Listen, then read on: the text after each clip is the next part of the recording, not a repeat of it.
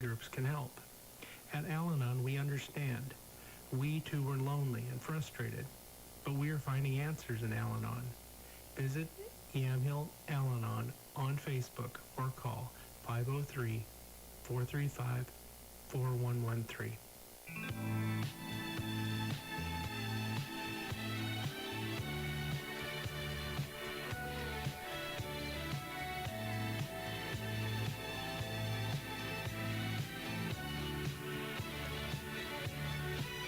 When your eyes met mine, I knew that I had better play it cool.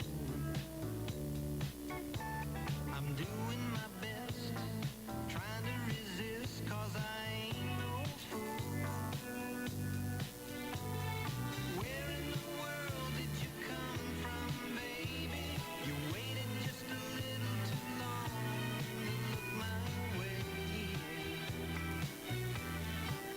Now it's a little too late.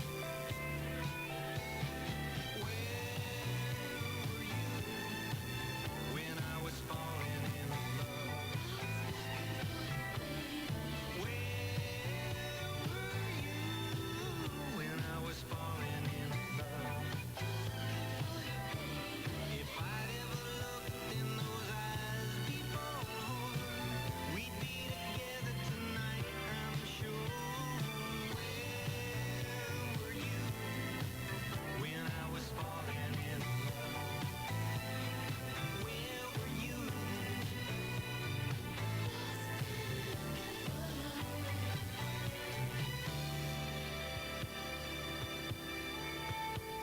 If I'd have met you sooner, I'd be talking to you and playing the game.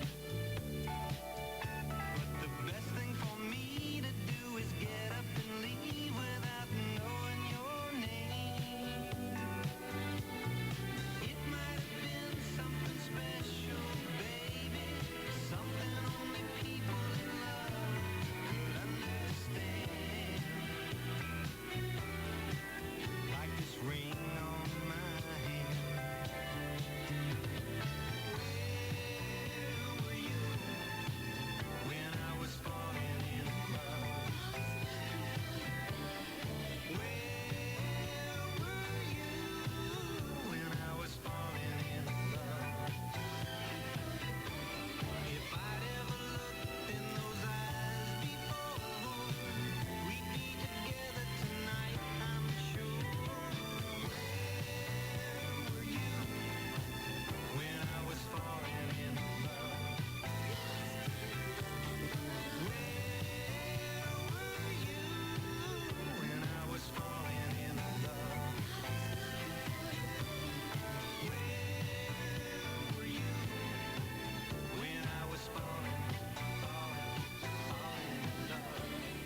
Where were you? Music for Polk County, AM 1260 KLYC.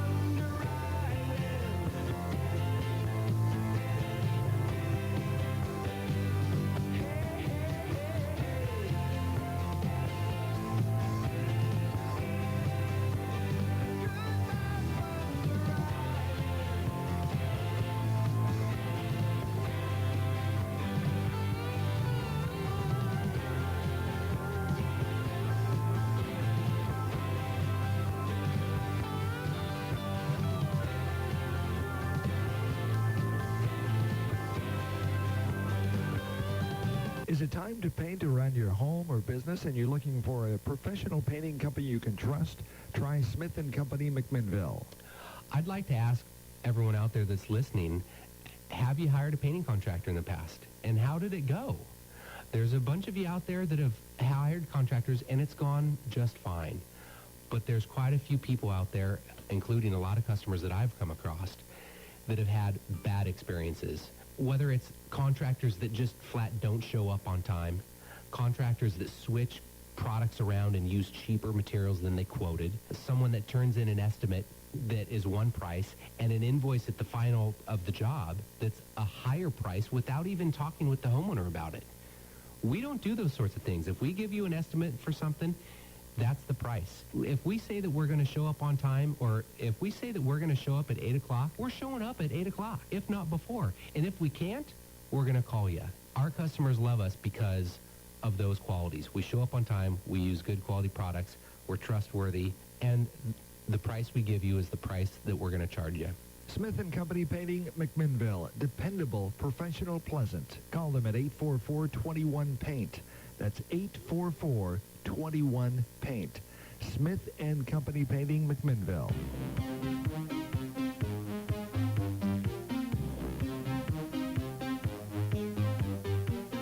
Sweet dreams are made of these. Who am I to disagree? I travel the world and the seven seas. Everybody's looking for something. Some of them want to use you. Some of them want to get used by you. Some of them want to abuse you. Some of them want to be abused.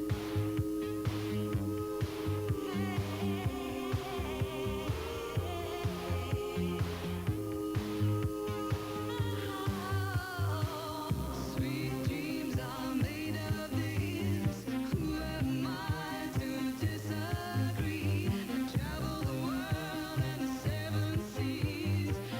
Everybody's looking for something. Some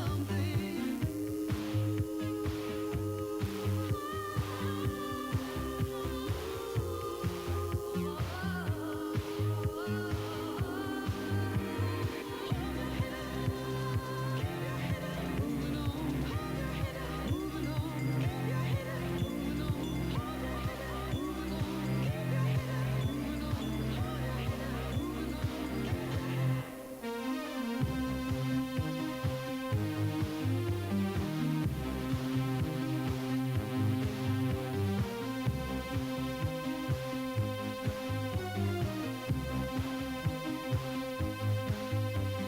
Some of them want to get used by you. Some of them want to abuse you. Some of them want to be abused.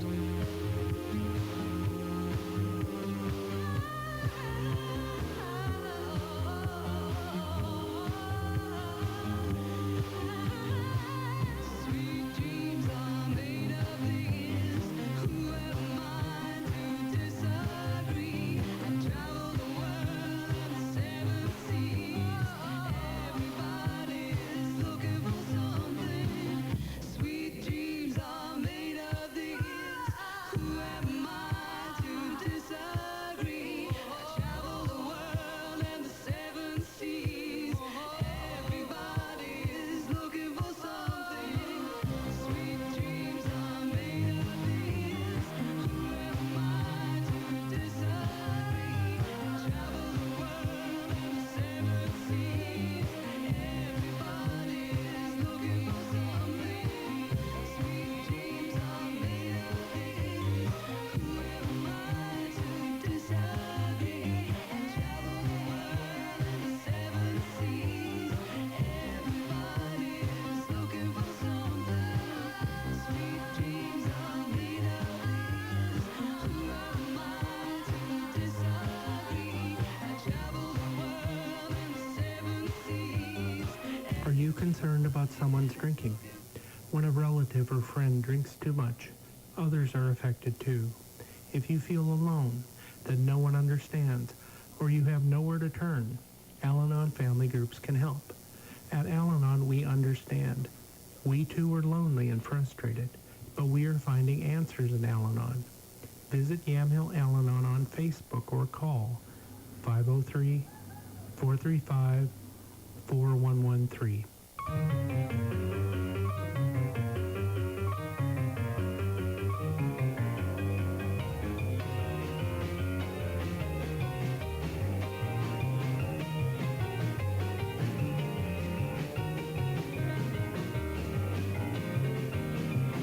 You can talk about the pit, barbecue. The band was jumping, the people too. Mess around. They're doing the mess around.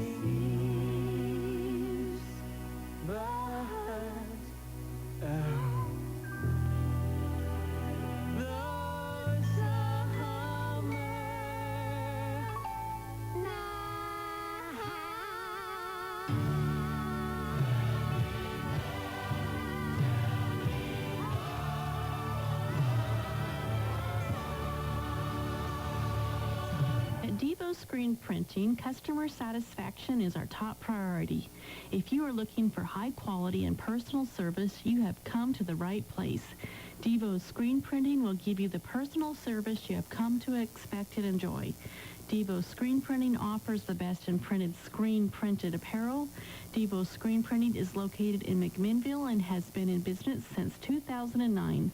Quality garments for you, your group, your event. Can't Either Monday or Tuesday, or we can do tons of stuff together. Oh, I've got tons of stuff today too. Yeah, that would probably work. We'll talk to Kyle when he comes in, because his time constraints are worse than mine. I can't do Tuesday morning, but I could do Tuesday afternoon. Okay, we've Or got, Wednesday. I need to go over and visit my folks,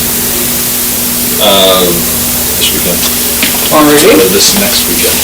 Kind of came up, so what day would be either? Probably Tuesday at 5. I brought us a couple of other focal points for break time. Coming back Friday over the weekend, Friday, Sunday morning. Is everybody okay? Huh? Everybody okay? Yeah, but, opportunity came up to go visit them, and they're, Yeah, you can make it back when you can. they're 75, 78, and they're. Well, you're a little bit older than me, not much. I was gonna say, what are you talking about? Come on, Willis. I don't know if that's even issues. Right, I haven't been over there in 2 years. Wow, and where are they? Palo Alto. Hey, I got some folks that listen to my show program.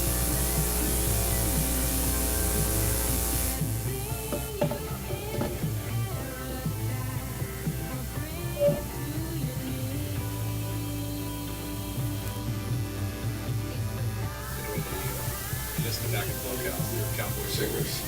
Oh, great. And so, how many people are we gonna have today? 3. Beth from our library system is gonna be here, so it'll be Beth and I and Kyle. So, She was nervous. great. He's out of town again? Yeah, he's still He's still out of town. bugger. Hey. Good morning, Kyle. How'd your chicks make out?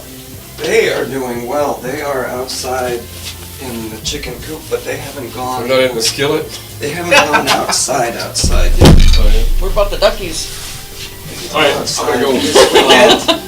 Keep in touch. I will. Yeah, Those check things go over that fast, though. password and They went stuff. from this about 2 weeks ago to about. You know, if, in a pinch, if you need to, I'm off at, but let me Generally, know, call me at work or something, I'm off Yeah, we don't at really 7 need to go today. for them or anything like that I'm outside. off at 7 o'clock tonight. In a pinch, if you need to, I can swing by Necessarily here. tonight. I gave him another Need to. focal point. Okay. I brought that in and I brought Let me that know. in, so. I won't plan on it unless I break, hear he from can- you. Okay. But if we need to, we can. I was thinking that we I would rather have you tell me that before I get all the way home. those for cars.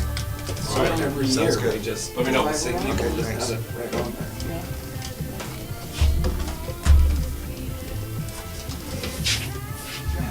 I'm gonna have to have, I've got some.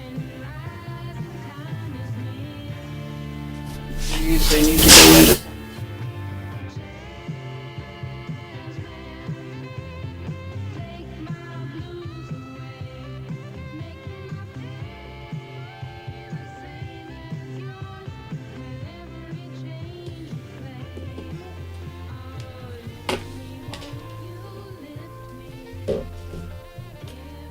Books did you choose?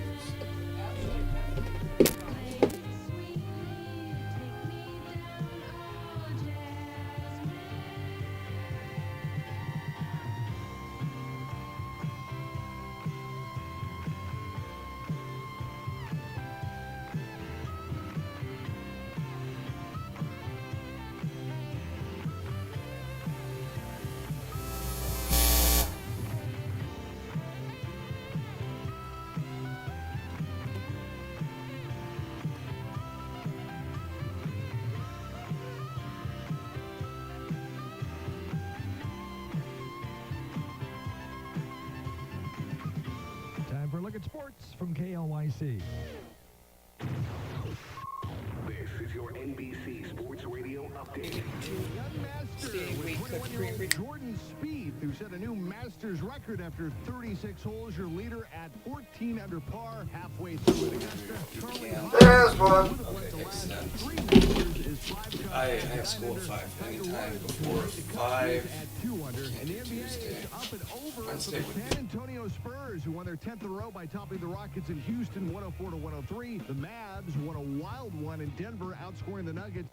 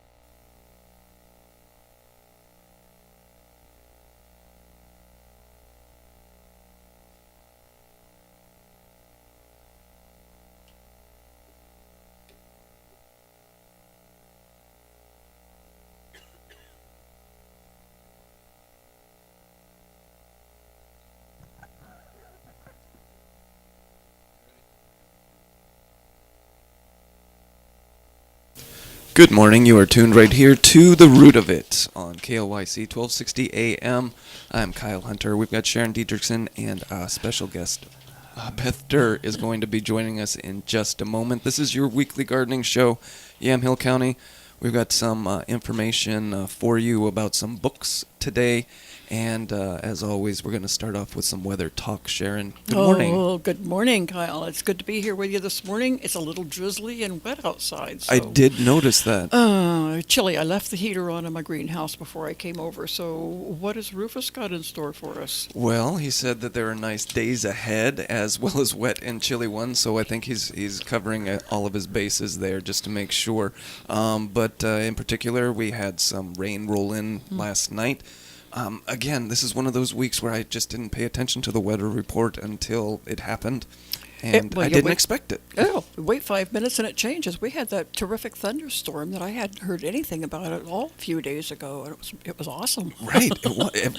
And when we, that's just one thing that we take for granted in growing up in other places of the country where they have thunder and lightning, that it's such a rarity here. And which, when I moved here, it was the strangest phenomenon. It's famous for rain, but not the thunder kind of rain that happens everywhere else. So when you get those, my kids get scared, and it's like, well, no, this happens.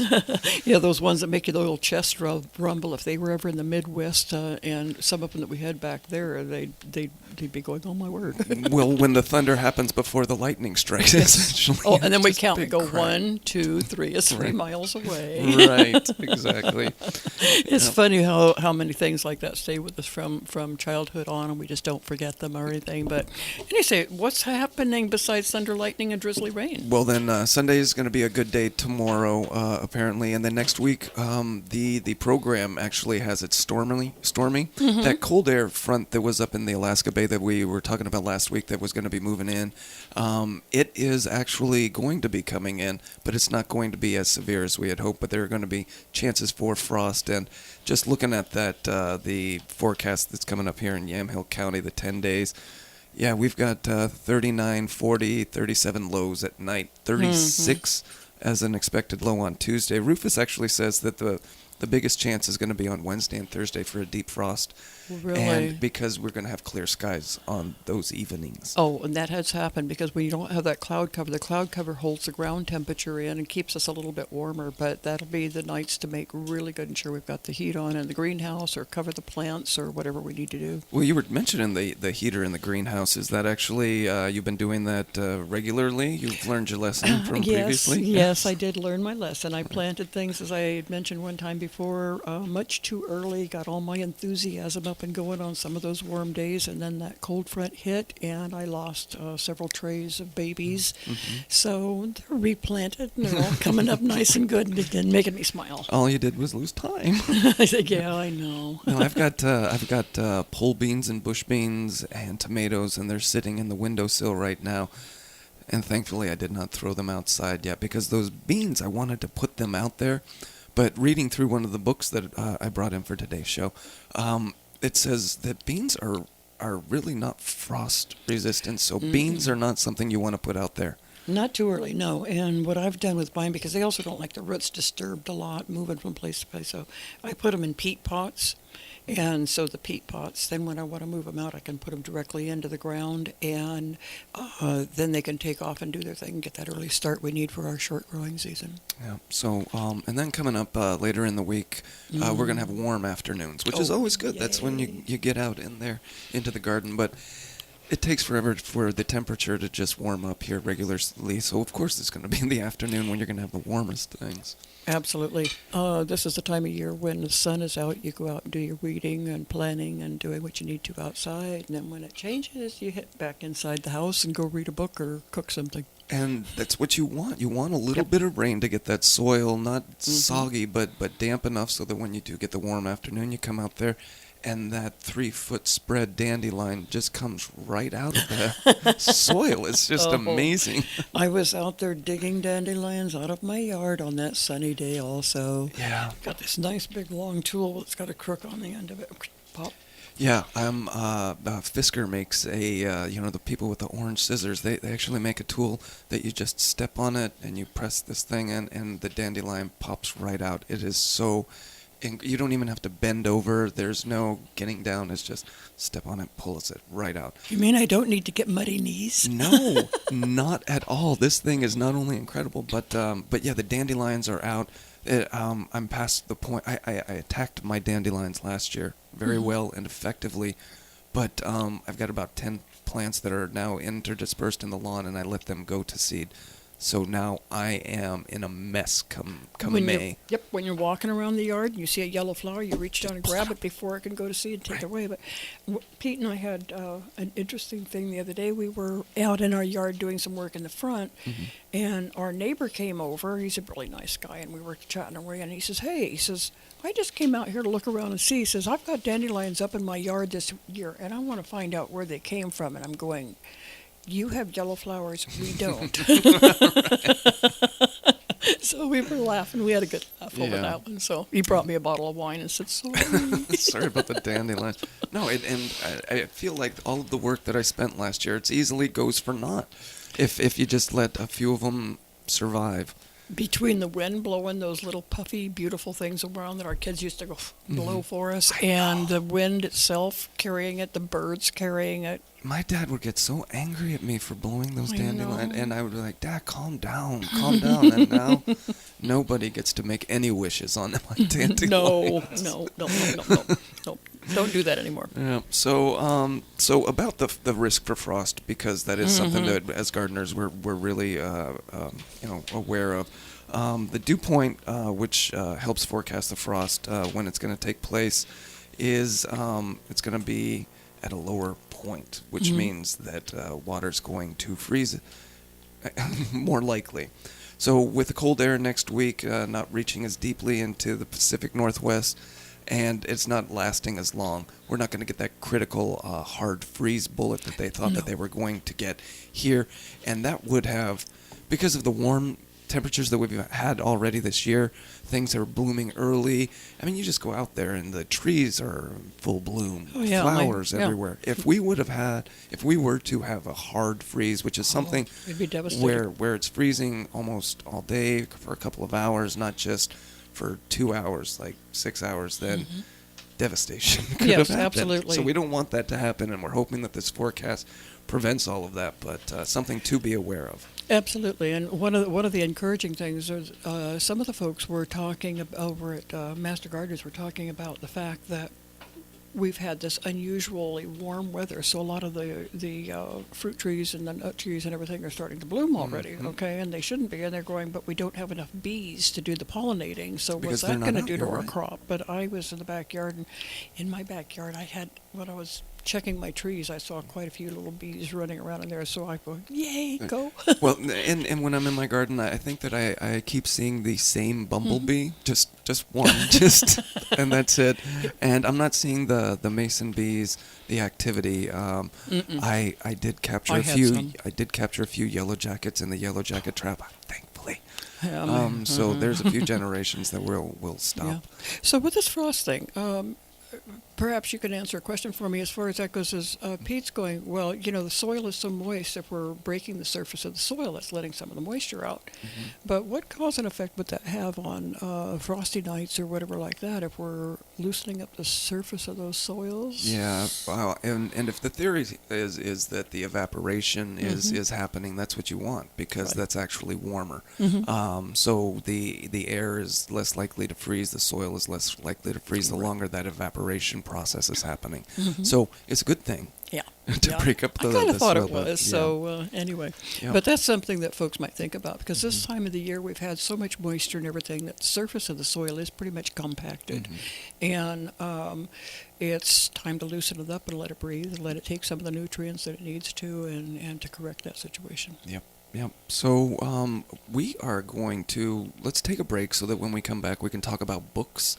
Absolutely. And later in the show I have to drop in some stuff about moss, because we had a caller in last week towards the end of the show that is a repeat caller and had questions about his moss that Ray and I had previously discussed on the air. So we'll get to that coming up, but after the break, we've got Beth Durr in here talking about our Master Gardener library. So right now you're listening to The Root of It on KLYC, streaming on Facebook and replaying on YouTube. Right. Don't forget the call-ins.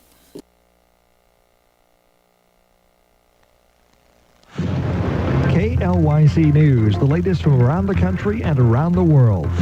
Scott funeral, FBI investigation. I'm John Trout. As mourners gather outside the funeral of Walter Scott, there are new details about the former police officer responsible for his death.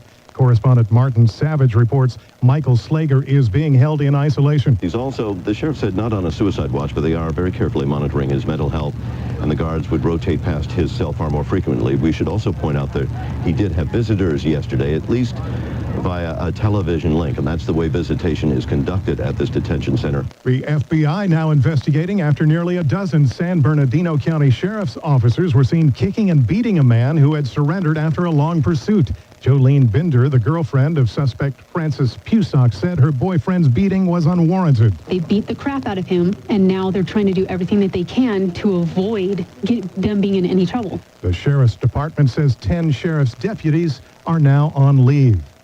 I'm John Trout.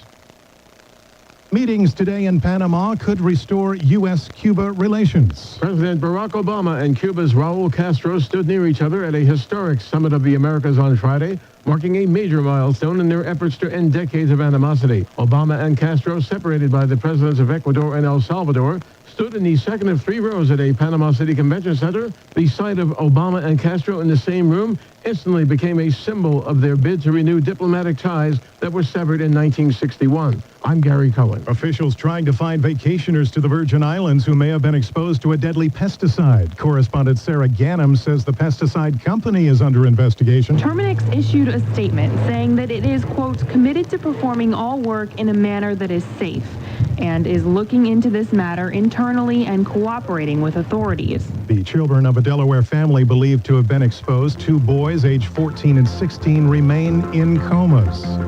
I'm John Trout. Here's an important credit tip from creditrepair.com. Not only are late payments among the top cause of a lower credit score, but even after you pay them off, late payments remain on your credit report as a negative item that continues to hurt your score. Your credit score improves when those late payments are actually removed from your report, but it can be extremely difficult. That's why you need the credit experts at creditrepair.com. They work with both your creditors and the credit bureaus to remove questionable negative items from your report and improve your credit score. If you're suffering from a low credit score, call creditrepair.com at 800-815-7640. And in just a few minutes, you'll know exactly what's hurting your credit score and how to improve it. For over 15 years, we've been helping thousands. So call the most recognizable name in the industry, creditrepair.com at 800-815-7640. 800-815-7640. 800-815-7640. To the Root of It on AM 1260 KLYC is brought to you by Recology's Northwest Greenland in McMinnville. You know, it takes more than a pile of decomposing yard debris and leaves to make your soil healthy and your plants happy. That's why Recology actively manages their compost to ensure the highest level of microbial activity. The rich soil amendments promote healthy plant life in your vineyard, your nursery, your yard, and your garden. Recology's compost, which is certified for organic growing, can enhance overall soil quality, provide plants with nutrients they need to grow larger and healthier, minimize the need for chemical fertilizers and pesticides, increase your soil's ability to hold moisture and retain nutrients, feed helpful earthworms, create a buffer for your plants against common toxins in the soil, and control pH levels and support essential bacterial growth. It's more than just compost. It's food for your soil. Northwest Greenland's a Recology company. In McMinnville at 2200 Northeast Orchard Avenue. Call Recology Northwest Greenland's at 503-434-1671. 503-434-1671. Recology Northwest Greenland's a proud sponsor of To the Root of It on KLYC. The American Legion is the nation's largest and most respected veterans organization. We take the lead in supporting veterans and their families throughout Oregon every day. American Legion youth programs build character. Oratorical contests, Boys and Girls State, and Legion Baseball teach our children lasting values about teamwork and their responsibilities as citizens. The Oregon American Legion, veterans serving in communities statewide. Find out more at orlegion.org. This is Gary with Christensen Auto Sales, McMinnville's newest used car dealer, located out here on Highway 99 next to Cascade Steel. We offer a large selection of quality pre-owned vehicles. We also offer easy-to-qualify financing with no formal credit check and buy here, pay here credit terms. If you have a verifiable source of income, a permanent address, and a down payment on some vehicles as low as $500, we'll have you driving down the road today in your new vehicle. So come down and see us at 3080 Northeast Highway 99 or check us out on the web at christensenautosales.net. That's CHRISTENSEN autosales.net or call us at 503-687-2080.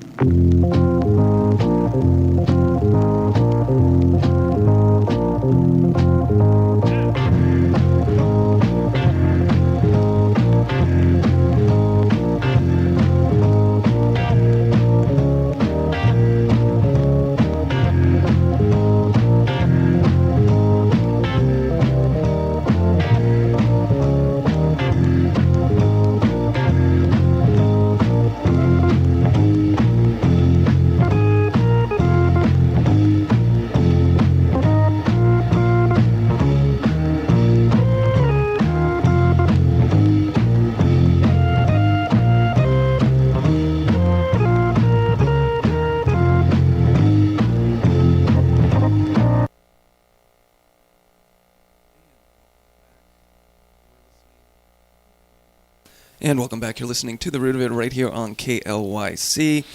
We are going to get into books because one of the things that we do down at the Extension office is have a public library. Now, these books aren't meant for checking out, but they are meant for the public to come in and learn these things. So we brought in our librarian, Beth Durr, and she is going to actually talk to us about that. Good morning, Beth.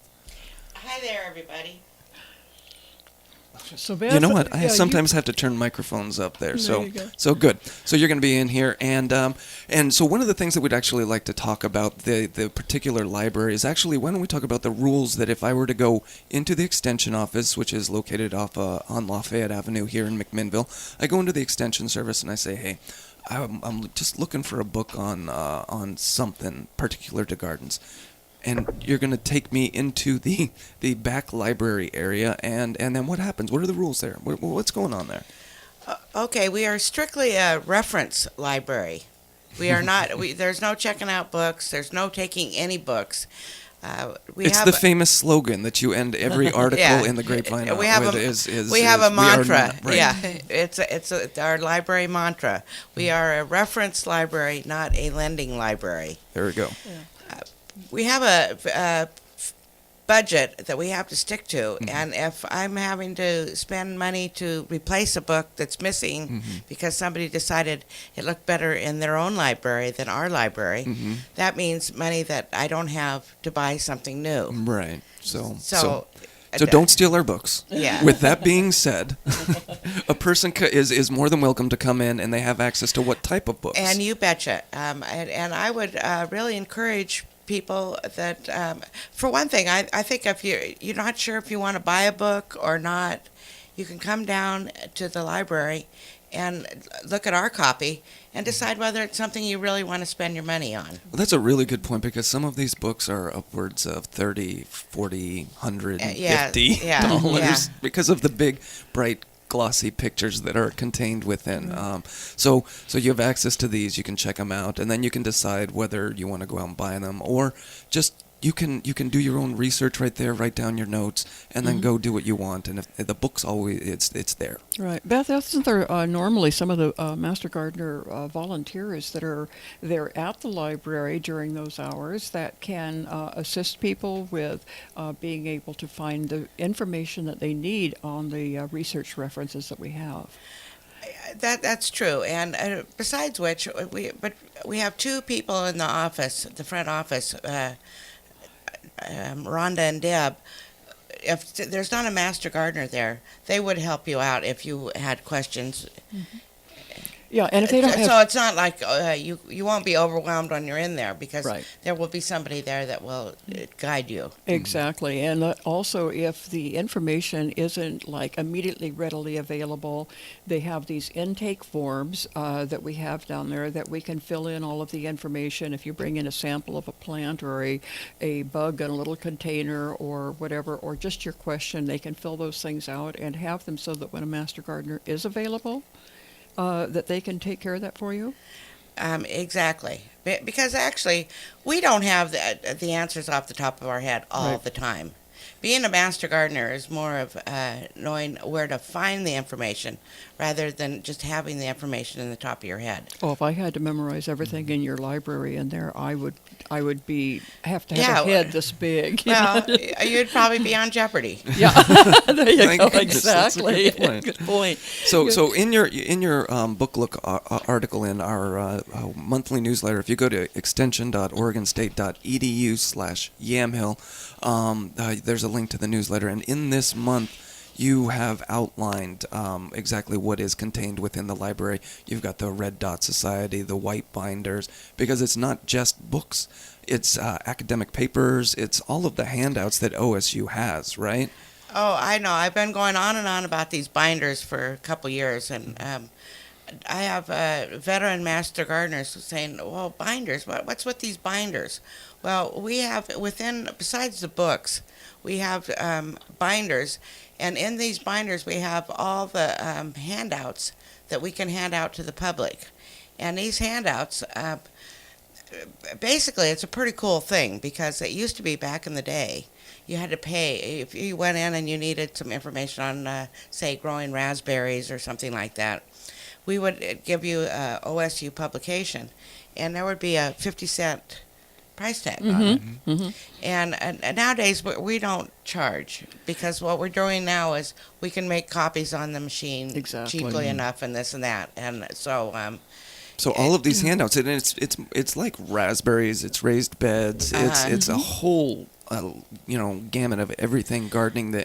We've got a little rack that's right out front in the office that has just a sampling of the popular ones and topics that we have. But in the back, in the binders, you say we have.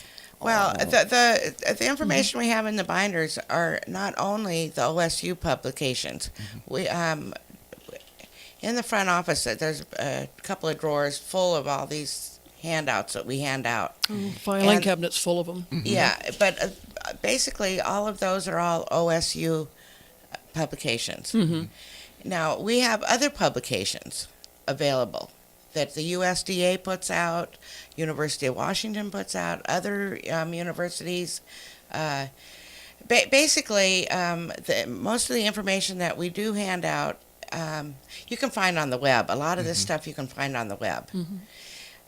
As a OSU Master Gardener, the only things we can disseminate off of the web are the ones that have a .gov or a .edu. Right. So even when we're doing research for this show, the thing that we have to put in the search engine site :.edu, because everything that we want to make sure that the information that we're giving to the public is actually research based, fact oriented, and everything that OSU does with their publications is just that. And so that is one thing that is really important. And you had a more list of the things that, as master gardeners, that we can't do when we're discussing things. And so we want to make sure that our research, our information is research-based like that.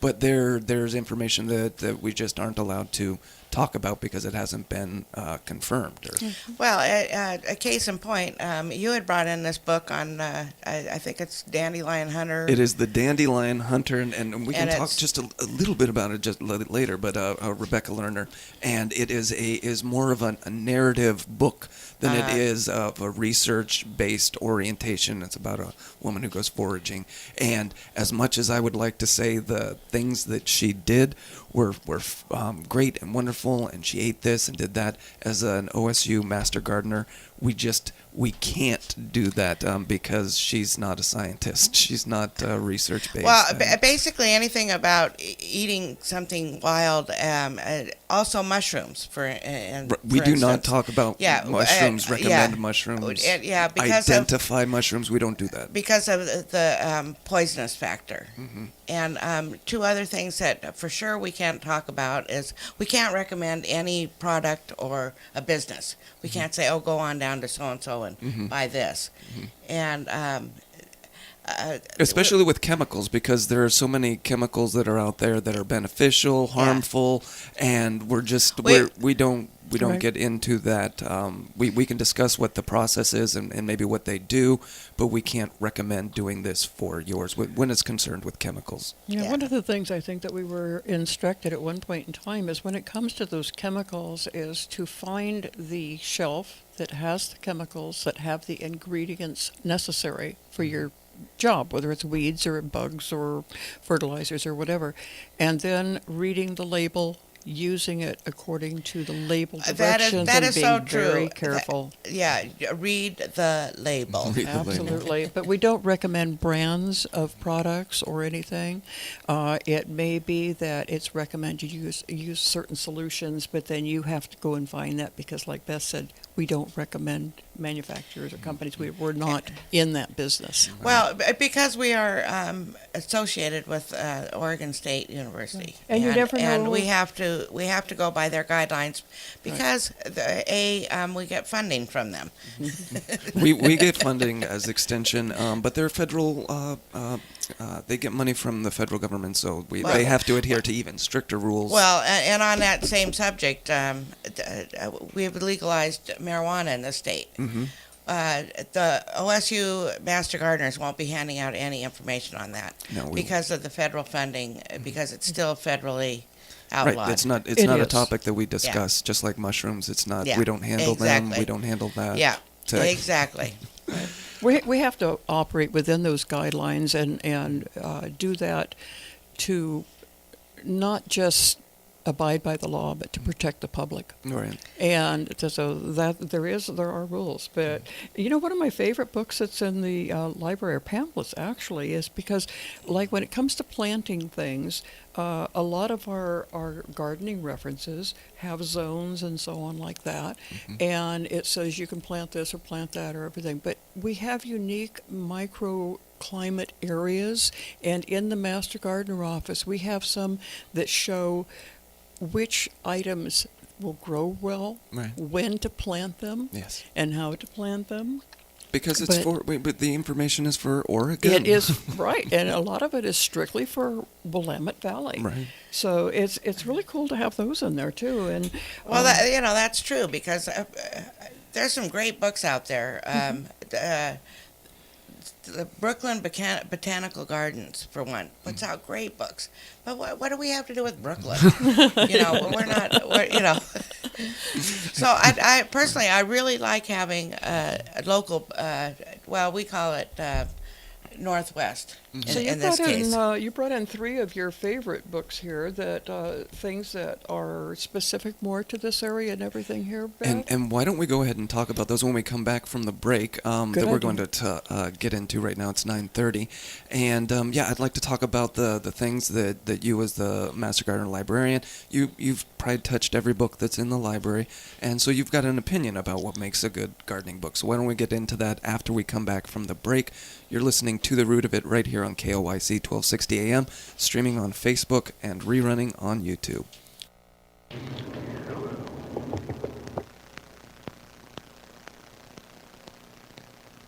To the Root of It on AM 1260 KLYC is brought to you by Recology's Northwest Greenland in McMinnville. You know, it takes more than a pile of decomposing yard debris and leaves to make your soil healthy and your plants happy. That's why Recology actively manages their compost to ensure the highest level of microbial activity. The rich soil amendments promote healthy plant life in your vineyard, your nursery, your yard, and your garden.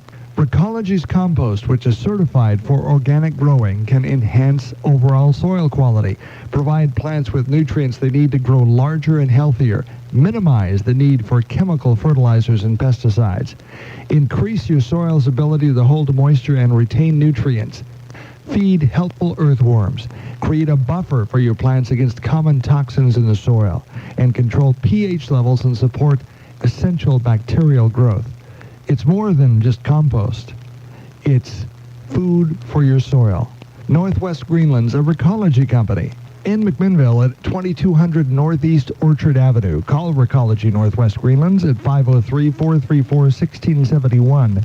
503-434-1671.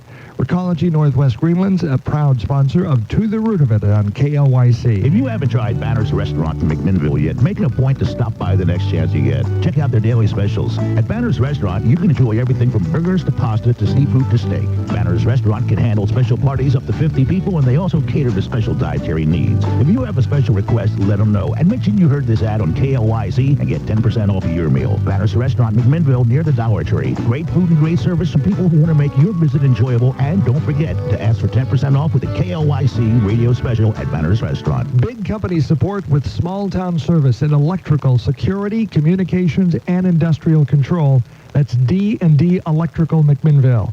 When dealing with security and life safety systems or downed electrical equipment, response time is critical. D&D Electrical provides 24-hour service and support that places you in direct contact with D&D personnel who can be at your facility inside of 1 hour from the time you call. 503-472-4003. Ready to go to work for you right now. D&D Electrical McMinnville. Thank you, my car's like new. J&W CarStar will do the same for you. If you've been involved in an auto accident, where would you take your car to be fixed? I hope you say J&W CarStar. We have been here for decades repairing cars with excellence. Trust us to fix your car right. J&W CarStar Collision Repair. Come see the people who care.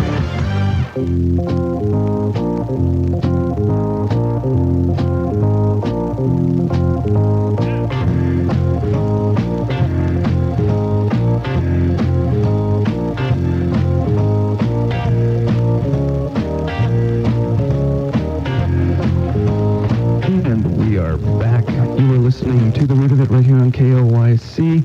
We've been talking about books, and we're going to talk books, more. particularly books that are found in the Master Gardener Library that is located at 2050 Northeast Lafayette Avenue in McMinnville. And some of these books I have, thank goodness, Beth. And you have brought in 3 books. I brought in one that you mentioned earlier, so I'm going to actually mention it real quick. And that is the Dandelion Hunter, and it's by Rebecca Lerner. Not particularly one of the books that we would have in our library, because it's a narrative. It's about a woman who goes and forages, and she talks about her experiences. And actually, this woman is in Portland, and she even offers classes. She has a website dedicated to that. And it's a good read for me as a gardener, because I like to know what's edible. I like to think of going out there and being able to just food. She was actually preparing for the zombie apocalypse. So that's where her mindset is, apparently. But anyway, so I would like to learn more about finding that and foraging, but it's not scientific, and so it's not going to be in our library. But however, it's pretty informative. The books, however, that you brought are ones that I think are found in every gardener's library, which is the Sunset Western Garden. It is a book that is put out by Sunset Magazine, and it is very bright and colorful, and this time of year it's on sale pretty much everywhere, right? What I really like about the Sunset Western Garden book is the latest edition. because Wait, when's the latest edition? Because I feel like I bought mine 2 years well, ago. Yeah, well, that's about the latest. Okay, good, good. What's different about the latest one is they actually have photographs for each plant? Yeah, where in all the other editions they give you this kind of washed out watercolor sketch or something, and it's not as easy to really compare when you're trying to identify a plant for one. You know, if it's just a watercolor. It's an artist rendering, basically, of a plant, and that's so their interpretation as opposed. And so those are photos. Yeah. Where these are the photographs, so that you're actually comparing apples to apples, and not apples to somebody's His orange. interpretation of Picasso's apples. Yeah. And one good thing about this book is that not only do they have plants, they do have parts on identifying diseases and weeds, and it's the entry level book that every gardener gets, and again, it's because it has these bright colors, colorful pictures, and it is found in every garden store, every big box store. Yeah. It's right on every end cap, and it really is. It's important to have, and I agree. So what makes this type of book is the book that has the plant descriptions and maybe a little thing on how to use them, whether it's partial shade or something like that. So so those are the kind of books that we have in there. Also, what other type of books do we have in the library? Well, and I want to get back to this sunset thing for half a minute here. Sure. There's one thing I really don't like about the sunset book. Oh. Because they have their own zones. Now, we like to go with the USDA hardiness zones. Right. So at the OSU extension, that's what we use. And what you're saying is Sunset has kind of doctored that a little bit. They have their own zones. Their zones go up to zone 16 or something like that. What is zone 16? You know, we don't know what zone 16 is. Now, generally speaking, we're in zone 8 here in Yamhill County. But it's like Sharon had mentioned earlier, we all kind of have microclimates going on in our own backyards. So you might have, your front yard might actually be a zone 8, and your backyard might be a zone 8.5. Or zone 8A or whatever. You're right, exactly, whatever it is. Yeah, so, you know, you kind of have to, but generally speaking, we are a zone 8 for USDA hardiness. And that's a really, I couldn't even tell you what Sunset says our zone is. So with some of these books, you've got to make sure that their standards and measures are up to what you're looking at, and if it's not, it's just so we're all pay on attention. So we're all on the same page. This is a great starting point. This book is a really great starting point. I've given it to kids who are getting their first home or getting married and whatever, and so that's their starting point. And then they figure out, and then they can branch out into things that are more specialized to their climate, to their area, to their soil. And soil conditions. My goodness, that's one of the things we do at the library. I mean, at the Master Gardener office is testing your soil, so we know what's going to be able to grow in your particular yard. So this is your springboard, I think, don't you, Beth? Exactly. It's a good spot to start to get your juices running, and if you have to have one gardening book in your library, this is probably the one book you would go with. And then when you're, like you were saying, when you want to get more specific, because that covers annuals, perennials, shrubs, and everything. I've got this book here, Herb Gardening for Washington and Oregon, which seems to be pretty much where we live. And so this is just particular to our climate here in the Pacific Northwest. I love this series. This is put out by the Lone Pine Press, and there's a whole series on these. They have annuals for Washington and Oregon, perennials for Washington and Oregon, trees for Washington and Oregon. They have a whole series on these things, and this is just great because it's specific to our area. Right. And so this one actually, it covers over 90 herbs, and not just the herbs that are that grow well here in the climate, but it talks about how to dry them. So they actually recommend that buying a dehydrator, would be the best investment if you're dehydrating things. So I'm looking for that. Well, now, don't tell them where you can buy it. No, do not. Don't even don't tell them what kind. Do not tell them what kind. Do not tell them the brand. Do not I didn't tell have to buy mine. Mine was given to me by my daughters because she had to get a bigger one. But they are wonderful. Yes, they're absolutely wonderful. And it showed me things like large flowers like roses should be cut from their stem, and the petals can be separated later. So it's not like you keep the roses on their stems. You just take them off. And it's something that I would always just pictured when you're drying them. You keep the stem on, but no.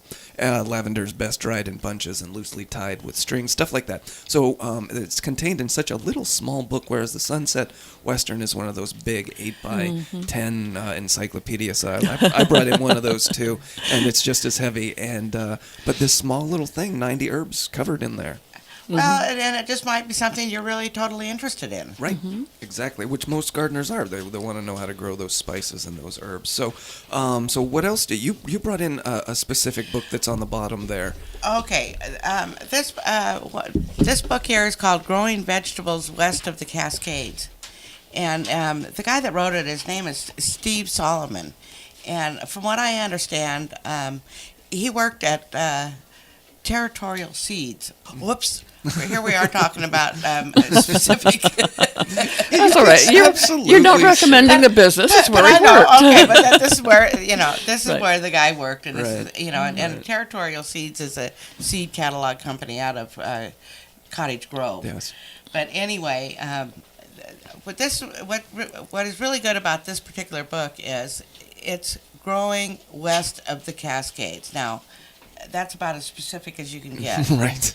That is us. And I'm looking at the cover, and just the cover alone is enticing. And I think that I own this book. I'm not sure. I went on a spending spree recently, just buying the prettiest books that were in my shopping cart. So, and all it takes is a pretty picture. So you've got the winter squash on the cover here that looks edible for some reason. Well, let's back up the truck here a little bit, because you were going to ask me like, what makes a good gardening book? What does?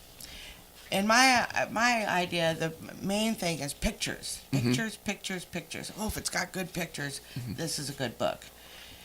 There are no pictures in this book. What? No, what? We haven't opened it. You are absolutely right. It's a textbook-looking thing. But the way he has broke down the different categories, and he covers any vegetable you might even think about growing. Okay, so you need the Sunset magazine for the pictures to get your juices growing. Yeah. And then you need this one for the research to find out what you're going to do with what you decided you like because you saw a pretty picture. Well, okay. That's absolutely right. Well, okay, so, what makes a good book? Pictures, index. Oh, you're right. The index.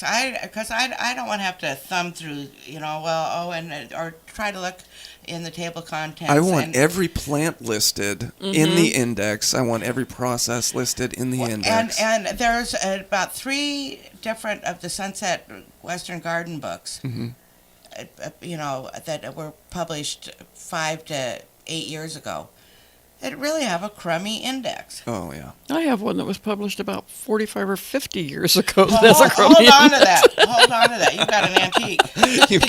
The pictures are the value I think of it belonged to my husband's parents when Right. he was a little boy, and he's an old man now. Right. So.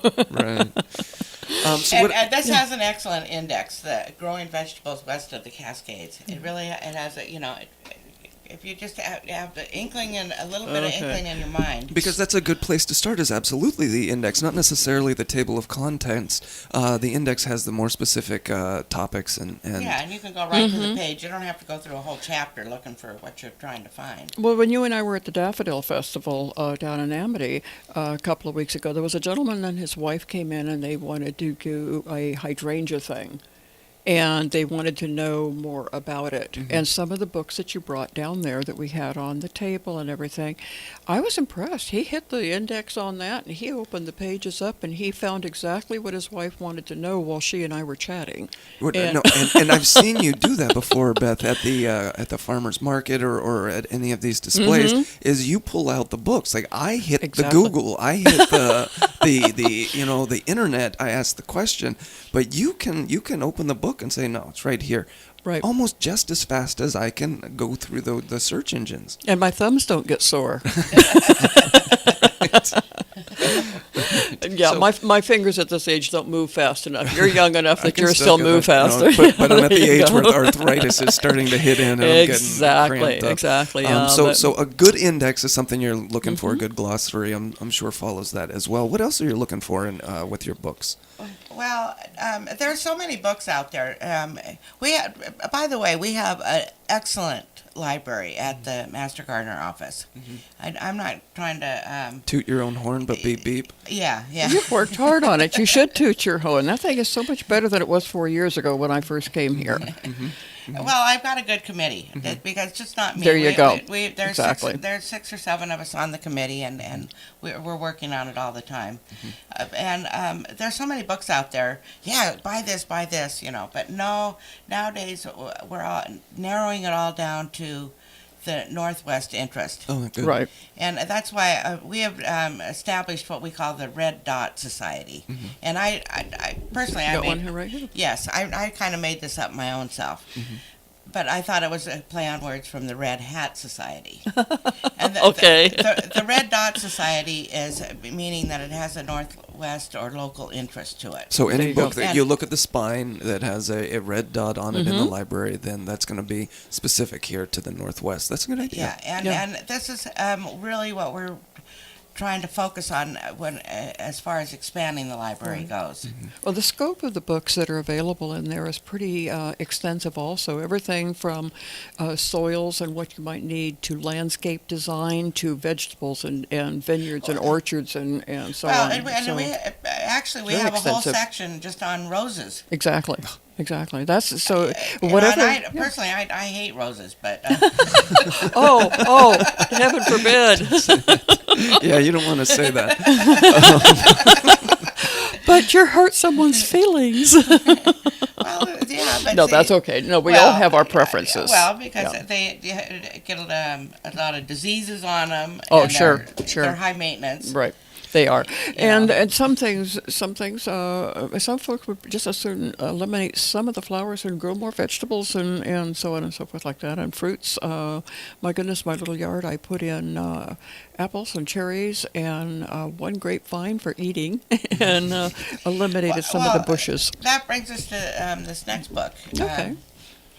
The next book. Oh, the next book. It's designing and maintaining an edible landscape naturally.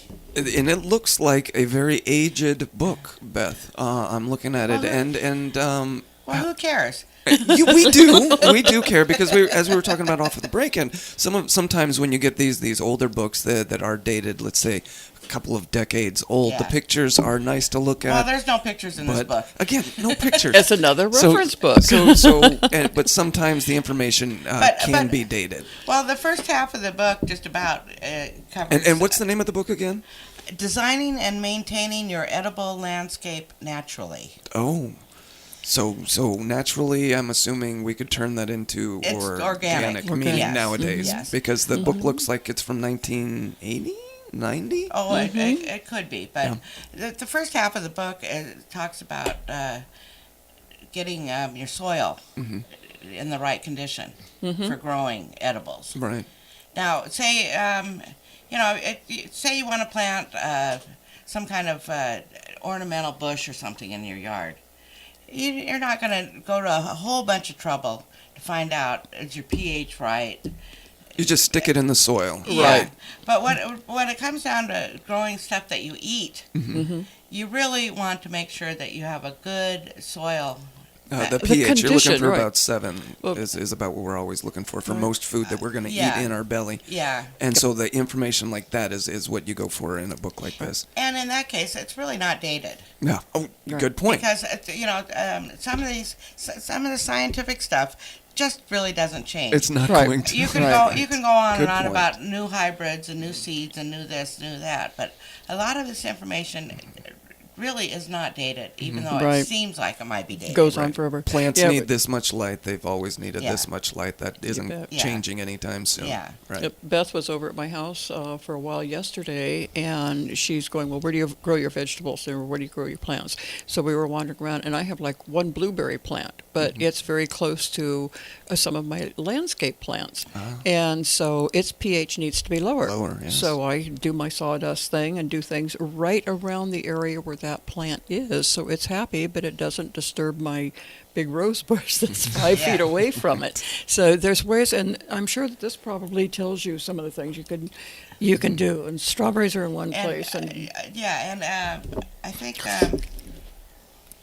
Oh, as she's thumbing through the index, and Well, now as wait a quickly, minute. she's got I had markers. it marked on page 283 or 380. Well, anyway, edible plants that grow in half shade. Oh, yes. there you go. That sounds like a very specific topic. Yeah, very specific for small edible plants yards. that grow in full shade. Plants that grow in limited shade. Can I borrow that book? No.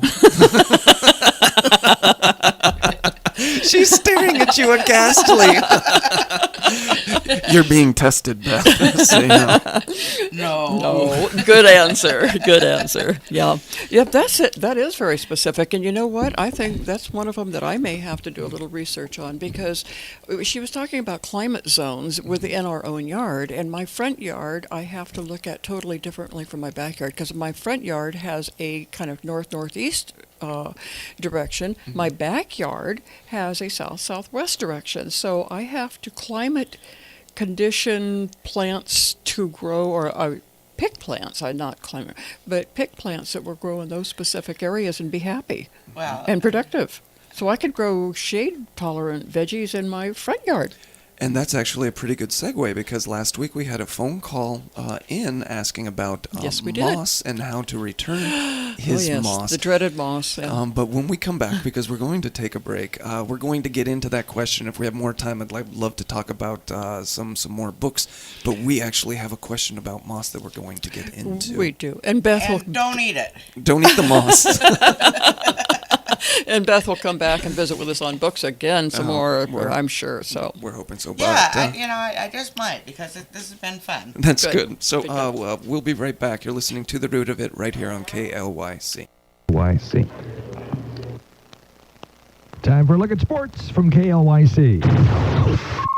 This is your NBC Sports Radio update. There is golf being played as we speak at Augusta, not by anybody who has a shot at catching Jordan Spieth. There is a Hoffman on the course, not Charlie Hoffman, it's Morgan Hoffman. He's even par. Ricky Fowler is out there as well, 1 under par. Ian Poulter on the course as well, even par. The leaders, Spieth and Charlie Hoffman, get going at 2:55 Eastern. After playing for over 7 hours and 19 innings, a game in which the Red Sox won by 1. The Bo Sox and Yanks back at it today at the top of the hour. Kelly versus Warren. At 1:10 Eastern, the Cards and Reds get going. That's Waka versus Cueto. And at 2:10 Eastern, Twins and White Sox on the south side. Pelfrey versus Jeff Samardzija. Listen to us on your smartphone and tablet by downloading the NBC Sports Radio app. I'm Pete Fox, and this is NBC Sports Radio.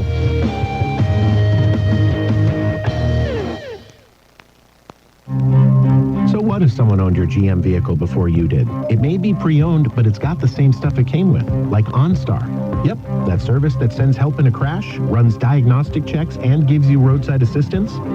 Just push the blue OnStar button and ask for 3 months on us. A free trial offer, good on any 06 or newer OnStar inactive GM model. If you don't want it after that, just say so. Visit OnStar.com for coverage map, offer details, and system limitations. And now, another golf confessional brought to you by Golfsmith. A man said he recently informed his wife he's going to start waxing his chest, only because the waxing place is right near Golfsmith, and they're about to have trade-in days. For a limited time only, when you trade in your old clubs, you get a 50% bonus towards new ones. He's got a lot of clubs to trade in, so he's going to wax his chest, eyebrows, back, and, well, just check out trade-in days at Golfsmith. Anything for golf. Hi, Hi, this is Denise Stounberg for Furcrest Memory Care. At Furcrest, we understand and embrace the truth that every person with memory loss is unique, and each person requires individualized care and support. It is our commitment to be home to our residents, and to us, home is where you live, where each moment of every day is cherished, where challenges are faced and victories are celebrated. Come share life with us. For more information, call 503-472-2200 or visit our website at www.furcrestcommunity.com.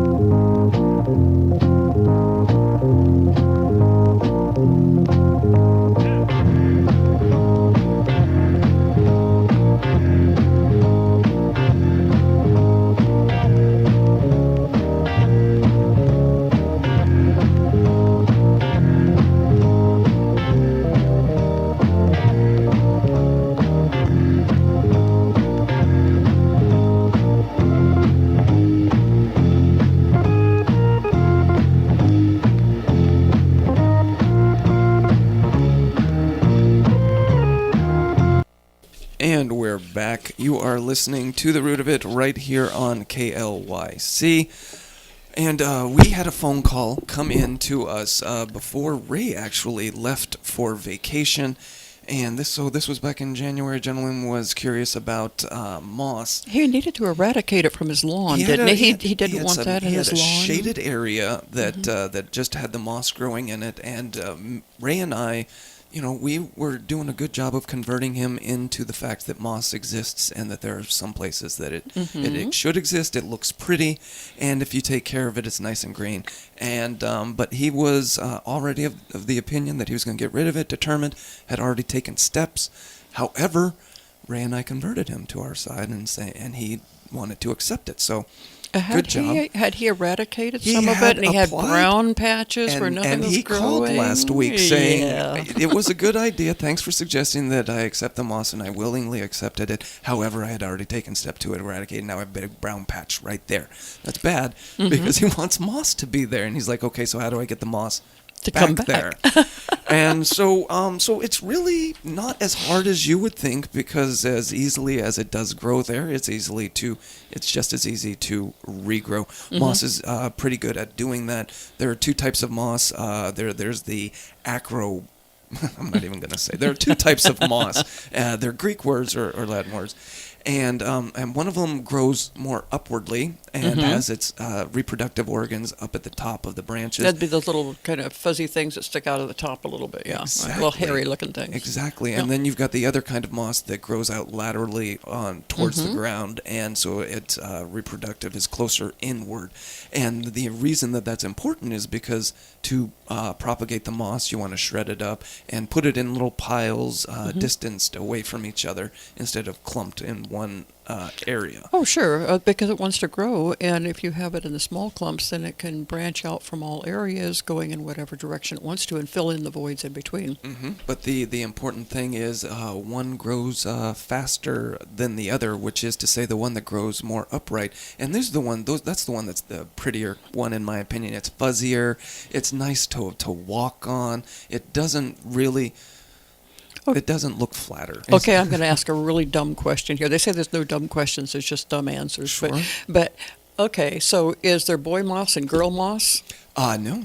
They're all self-propagating, and they will do their thing. So it's just a matter of preference on whether you want fuzzy or whether you want more of the carpeted effect. The carpeted effect, exactly. Okay. And so when you go ahead, and they've got a blender method, and the reason is that Ray sent me this information. I was kind of disappointed because I sent him an email. I'm saying, hey, you remember this guy? He says, yeah, I remember this guy. Well, he wants the moss back, and he's like, okay, well, I'm going to go to this tribal drum thing, circle or whatever they do down in Arizona. I'm going to go do that. Here's the link. And he sends me to this website, and I'm like, thanks, Ray. That really is not helpful at all, except it was, because there's so much information on this website, so it was really great and helpful. So you want the moss to come back, here's all you do. You go to the bare patch that's there, scratch it up, go ahead and throw a little bit of compost in there, mix it in, put a bunch of water in, get it drenched a little bit, and then you take your moss clippings from the other parts of the yard, and you've got a couple of choices. You go ahead and you rip it up, throw it into that patch of compost and wet, and kind of tap it down, because it likes to actually be tapped down. Oh, yeah. Because it leaches onto the compact soil. So you've got to tap down. There's a couple of other ways. You can take it and put it in a blender and water. I've heard that before, but I've never done it. What, tell me how that works, because So you take your clump of moss, again, your like scrap that making you a found in moss the yard. smoothie? And that's what it is. It's absolutely a moss smoothie. And you take that clump and you put it in your blender with some water, and you just blend it up, and then you just pour that in on that bare surface area also. Now, depending upon which kind of moss you have, the watering of it takes a couple of different steps, because the one that grows straighter up, the fuzzier, softer one, you don't want to get that so wet that it actually starts to decay upon itself, because that happens easily. So, and moss grows slowly. Yes, it does. The important thing to remember is, as easily as it may have been to kill it and make it gone, it takes a long time 12 times as long to get it back. So you just have to have the patience for it to come back. Thankfully, we've got really great conditions here for it. However, those conditions are ending quickly, because it does like the cooler, wetter climate. Are both of those moss varieties, if you will, friendly to shade or more shade tolerant? I know moss is like cool, wet spots and everything. And so the shaded areas are where water retains more, because you don't have the sun beating on it, so evaporated. So yeah, they've become adapted to preferring more of the shady area. They're not evaporating. One of the things I learned about moss is they don't have a vascular system, so they don't store their energy. They eat and use, eat and use, eat and use. They have no means of storing it, which is pretty interesting. So, yeah. So those new stepping stones that I put that go from my front porch out across my yard over to where my faucets and everything are for watering, that disturbed soil around my new stepping stones would be a good place to blend up some moss smoothie and pour it in there. Exactly. And so you have some time to put that in. So, thankfully, he picked a plant, not a plant. He picked something that comes back relatively easy, if not just a little while. So, so no harm, no foul. I'm glad that we got him. It's really easier to pick a plant that is happier there than try and throw a bunch of fertilizer to raise the pH up, so that you can have grass growing there. And then if you don't even address the water issue, the moss is going to come back anyway. So so I'm glad that I'm hoping that these steps help him. And really quickly, because we're in the overtime, but we have plant sales that we need to mention, Sharon, because the Yamhill County Master Gardener plant sale is coming up here on the 25th of April. That's Saturday, the last Saturday in April, as it always is. It's going to be at the Yamhill County Fairgrounds, and more information can be found extension.oregonstate.edu/Yamhill. But this is going to be from 9 a.m. to 3 p.m. There's always a big, huge line out, and the first hour there is utterly wonderful chaos as everybody is trying to find their plants and come with a list. You want to... Absolutely, and if you have some containers that you want to carry those around, we have probably like 1,000 boxes or something over there, but if you have something that is handy for you to carry plants in, you might want to bring those along with you. People bring their carts and their milk crates that they also have. So yeah, that's always a help to come in. That's the Yamhill County Master Gardeners plant sale. And we're actually going to be there live, the radio show To the Root of It. Absolutely. And so that'll be another fun experience. But then the following week, on May the 2nd, there is yet another plant sale. And this one is in support of the McMinnville Community Garden. Yes, Community Garden is just an awesome place. It's up there off of 27th and Baker, and they not only grow things which... It's not 27th, it's Burnett. Oh, is it Burnett? Okay. Yes. Burnett, thank you. But they not only grow foods which are donated to YCAP and so on and so forth like this to help feed folks. They also have separate container mini gardens, if you will, that the public can come in and create their own little vegetable garden. If you don't have a space at home. That's what the community, part of the community garden is. Their community is there for the community to be able to learn and to grow their own vegetables and Beth, you have a fruits little and bit so of on, experience so. with the community garden, right?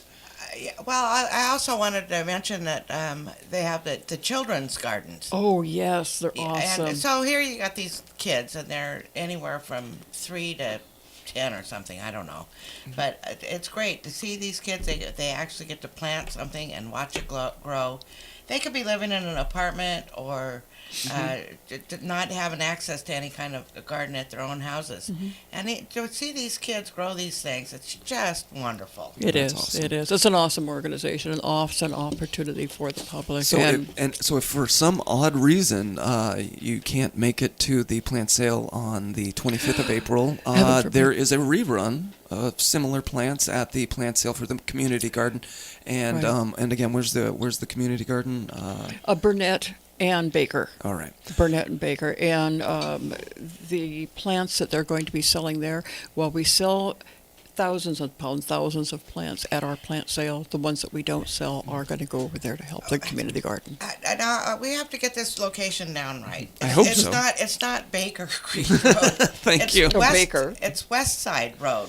Oh, is it? And that's like the back way to Carlton, right. In that particular. Because it's off of Baker Creek. You go past Baker Creek. Yeah, there's a little map on here. Yeah, it's called West Side Road and Burnett. It's right across the street from Tice Park. Yeah, if there you anybody go. knows where Tice Park is. There you Excellent. go. Okay. So 2 plant sales to think of. Next week, we're going to be around. Somehow, some shape and form. But thanks again for coming in, Beth. I cannot wait to have you return. We didn't get to maybe all of the books, but that's the thing about the library. There are plenty more books to get to. Absolutely. So, again, thanks for coming in. I would like to come back. Okay, good, awesome. good. Thank you. So, again, you've been listening to The Root of It. This is on KLYC 1260 AM on the radio. On streaming live on Facebook. If you missed any part of the show and want to catch it on the repeat, it's available at youtube.com. Just search KLYC To The Root of It.